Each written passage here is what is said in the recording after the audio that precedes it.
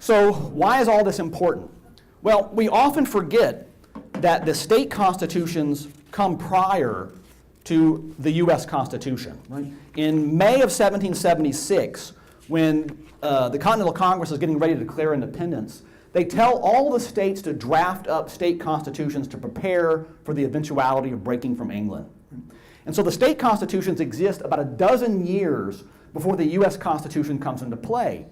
So one of the great myths we're guilty of teaching young children is that when the Founding Fathers get together in Philadelphia, I almost said Philadelphia, but that's not right? In Philadelphia, that they spend 3.5 months creating the Constitution because they're making all this stuff up from scratch. That's a total myth. The reason they spend 3.5 months working on the Constitution is not because they knew too much, too little, but because they knew too much. And they all want the U.S. Constitution to look exactly like the Constitution from the state back home. So it's 3.5 months of negotiating and bartering to come up with a final compromise document, because they already had templates in mind. And on any given area where they could not agree, what they typically did was punt that issue back to the states. Right? So if you look at the U.S. Constitution, there are areas that explicitly say, we're going to let the state decide. For instance, what are the qualifications to vote for president? We're going to let the state decide. Right? What are the qualifications to be an elector for president? We're going to let the state decide. How do we handle elections? We'll let the state decide. How do we choose U.S. senators? We'll let the states decide. And in any policy area, like hunting and fishing or marriages or taxes, they're going to basically let the state decide. And religion was one of these areas, right, where they basically punt it back to the states. And the reason it was one of these areas is because there's no way they're going to agree on what the national religion should be if they even decided that was the route they wanted to go. Right? We've already heard that a lot of these states had official state-established churches. Matter of fact, 9 of the 13 during the colonial period do. Right? So when you look down here at the bottom, the Anglicans are very heavy in the South, particularly in Virginia. You've got Congregationalists and Presbyterians up in the New England area. Maryland is heavily Catholic. Pennsylvania's got Quakers. You get all those people in a room, you can't even agree on what the opening prayer should be, right? So there's no way they're going to come together on any sort of consensus for a national religious identity. They just decide not to talk about it, really.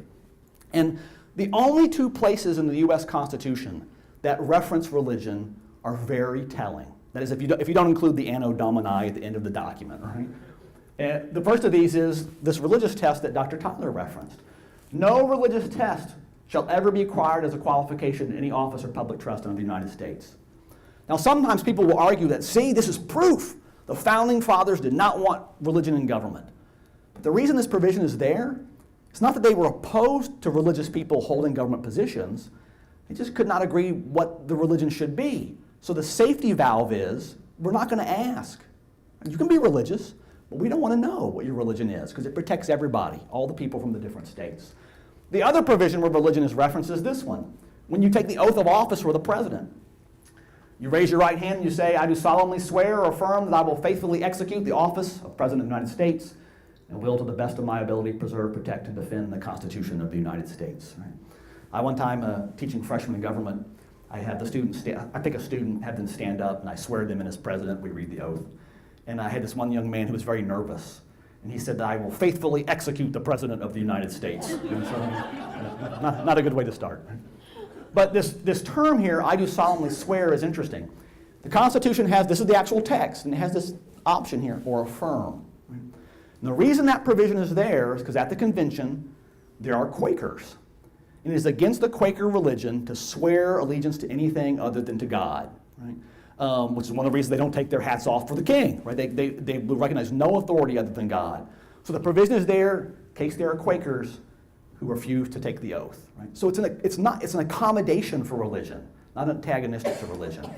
And as a historical side note, we've actually had 2 Quaker presidents. Anybody know who those are?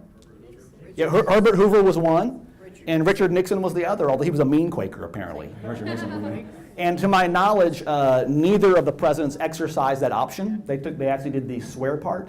But I understand, I've never been able to verify this, but maybe Franklin Pierce actually said, I affirm. I don't know why he chose that option, but there it is.